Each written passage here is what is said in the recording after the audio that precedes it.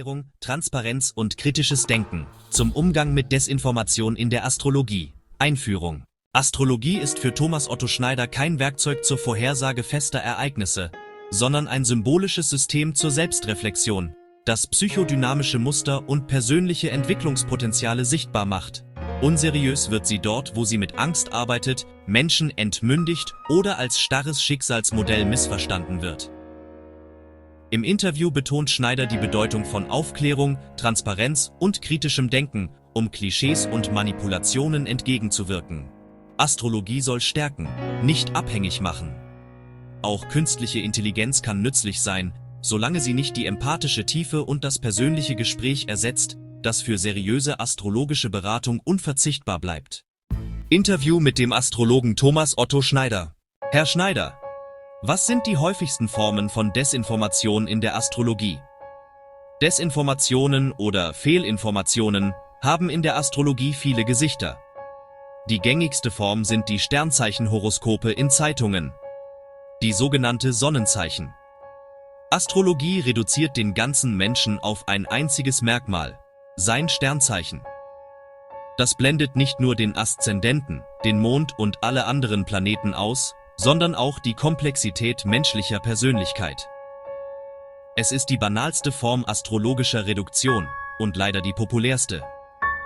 Dazu kommen auch noch deterministische Aussagen, wenn es heißt, diese Konstellation bedeutet Unglück oder sie haben ein schlimmes Schicksal. Dann entmündigt man den Menschen. Fatalismus hat in einer verantwortungsvollen astrologischen Praxis keinen Platz. Astrologie wird unseriös, wenn sie mit Channeling, Geistwesen oder magischen Praktiken vermengt wird, ohne klare Reflexion oder ethische Basis. Was kann gegen Falschaussagen und Desinformation in der Astrologie getan werden? Vor allem durch Aufklärung. Die Öffentlichkeit sollte verstehen, was Astrologie leisten kann und was eben nicht. Viele Missverständnisse entstehen, weil Menschen mit völlig falschen Vorstellungen an das Thema herangehen. Manche glauben, wir würden hell sehen oder könnten die Zukunft exakt vorhersagen. Und das ist einfach nicht der Fall. Deshalb ist Transparenz so wichtig. Astrologie ist keine Magie, kein Hokuspokus. Sie ist ein symbolisches Deutungssystem, das sich mit inneren Dynamiken, Zeitqualitäten und Entwicklungspotenzialen beschäftigt, nicht mit festen Vorhersagen oder Schicksalsschlägen. Die Astrologie ist also keine exakte Wissenschaft im klassischen Sinn. Sie ist eine deutende Disziplin, vergleichbar eher mit Literaturwissenschaft oder Psychologie. Wer sie als Naturwissenschaft darstellt, liefert sie der unpassenden Kritik aus. Wenn wir das offen kommunizieren, nehmen wir schon viel Druck aus dem System raus. Und wir in der Astrologie müssen die Menschen, die zu uns kommen, darin bestärken, selbst zu denken. Kritisches Denken ist essentiell, und ein guter Astrologe wird seine Klientinnen und Klienten immer dazu ermutigen, sich eine eigene Meinung zu bilden. Die Deutung soll ja nicht abhängig machen, sondern im besten Fall neue Perspektiven eröffnen. Und schließlich müssen wir uns deutlich von jenen abgrenzen, die mit Angst arbeiten oder rein kommerzielle Interessen verfolgen. Also all die Scharlatane, die mit dubiosen Versprechen und überteuerten Ritualen arbeiten. Inwiefern sind Sie persönlich mit Desinformation konfrontiert? Jeder Astrologe, der in der Öffentlichkeit steht, wird früher oder später mit dem Vorwurf konfrontiert, Astrologie sei grundsätzlich Humbug und astrologische Beratung sei eine Leistung, die man eigentlich nicht erbringen kann, weil es keine gültige Astrologie gibt. Oft kommt das pauschal, besonders aus wissenschaftlichen Kreisen. Ich nehme das nicht persönlich. Ich war als junger Mann genauso desinformiert über die Astrologie. Ich wusste nicht, dass es eine wirklich seriöse Form gibt. Und das ist bei vielen noch heute so. In der Gesellschaft steht meine Zunft weitestgehend in der Zirkusecke. Wenn mir jemand nach einer Beratung sagt, das hat mich gar nicht getroffen, was mit Verlaub gesagt, in 40 Jahren kein einziges Mal geschehen ist, dann wäre das aber auch kein Versagen, sondern der Beginn eines Austauschs. Vielleicht habe ich da etwas übersehen. Vielleicht entdeckt der Klient auch eine neue Facette in sich. Das ist alles ein lebendiger Prozess. Wie kann man Lügen und Manipulation in der Astrologie erkennen? Die astronomischen Fakten, also die Positionen der Himmelskörper, sind objektiv, berechenbar und überprüfbar. Desinformation beginnt dort, wo die Interpretation völlig falsch, verzerrt, angsterzeugend oder entmündigend wird. Astrologie arbeitet mit einer sehr alten, aber immer noch lebendigen Symbolsprache. Es geht dabei nicht um Kausalketten im naturwissenschaftlichen Sinn, sondern um Analogien, um Bedeutungszusammenhänge, Potenziale und psychodynamische Muster. Ein häufiges Merkmal von Desinformation in der Astrologie sind absolutistische, angsterzeugende oder fatalistische Aussagen wie „Als Skorpion werden Sie nie vertrauen können". Das ist unseriös. Nicht nur, weil es Menschen schubladisiert, sondern weil es das Wesen astrologischer Deutung verfehlt. Woher kommt das weit verbreitete grundsätzliche Misstrauen gegenüber Astrologie? Das Misstrauen hat zwei Ursachen. Kirche und Aufklärung haben die Astrologie als konkurrierendes Weltbild bekämpft. Da liegt eigentlich das Problem im Kern. Es geht um die Deutungshoheit über alle Bereiche des Lebens. Die Folgen dieser Verdrängung wirken bis heute. Mediale Darstellung von Astrologie ist einfach auch zu oft oberflächlich, kommerzialisiert und klischeehaft. Unsere Aufgabe als seriöse Astrologen ist es, uns davon klar abzugrenzen und die Tiefe und Differenziertheit unserer Arbeit sichtbar zu machen. Viele aktuelle Vorurteile über Astrologie beruhen auf Klischees. Alle Stiere sind stur, Wassermänner sind verrückt. Das sind Vereinfachungen, die dem jahrtausendealten, tief verwurzelten Erfahrungswissen nicht gerecht werden. Ein verantwortungsvoller Astrologe kennt die Ursprünge dieser Bilder und geht weise mit ihnen um. Welche Kompetenzen benötigt ein professioneller Astrologe? Zum Beispiel fundiertes Fachwissen.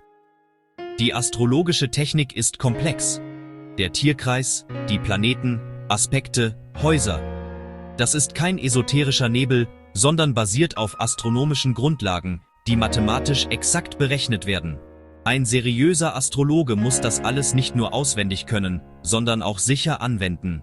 Dazu braucht es ein psychologisches und auch ethisches Feingefühl. Denn Astrologie ist Arbeit mit Menschen, mit ihren Fragen, Hoffnungen und Ängsten.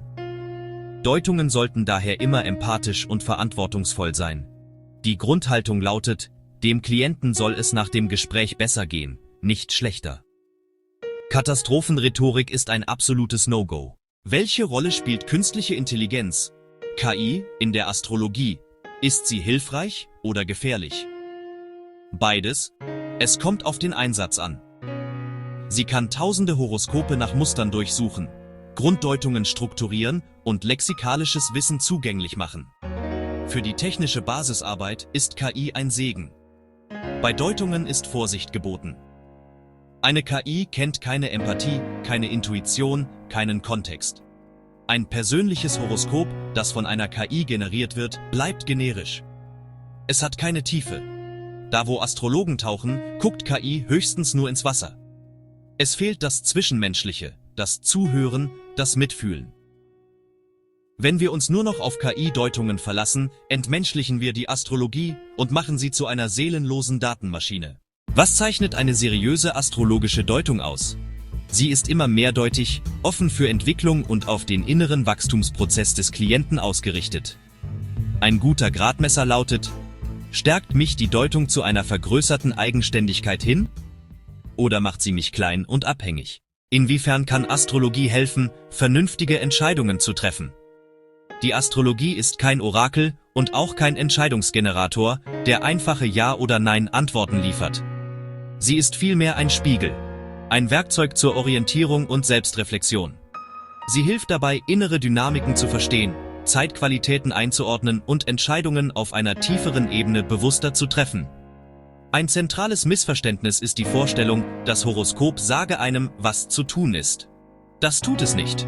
Es zeigt vielmehr auf, welche inneren Kräfte gerade wirksam sind, welche Themen aktiviert werden und in welchem Spannungsfeld sich der Mensch aktuell befindet. Entscheidungen trifft der Mensch selbst, mit seinem Verstand, seinem Gefühl und seinem freien Willen. Ein verantwortlicher Astrologe begegnet den Menschen auf einer informierteren, reflektierteren Ebene.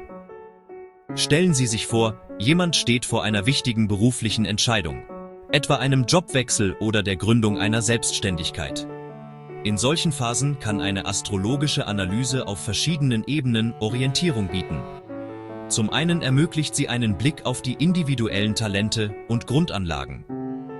Durch die Stellung der Planeten in bestimmten Zeichen und Häusern lassen sich Begabungen, Motivationen und Lebensthemen erkennen.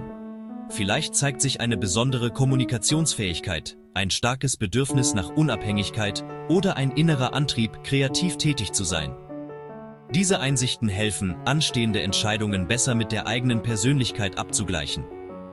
Was meinen Sie damit, dass die Astrologie Hinweise auf die aktuelle Zeitqualität gibt? Steht beispielsweise Saturn in einem Spannungsaspekt, könnte das auf eine Phase der Prüfung und Neuorientierung hindeuten. Ideal für langfristige Planung, aber vielleicht weniger geeignet für riskante Neustarts.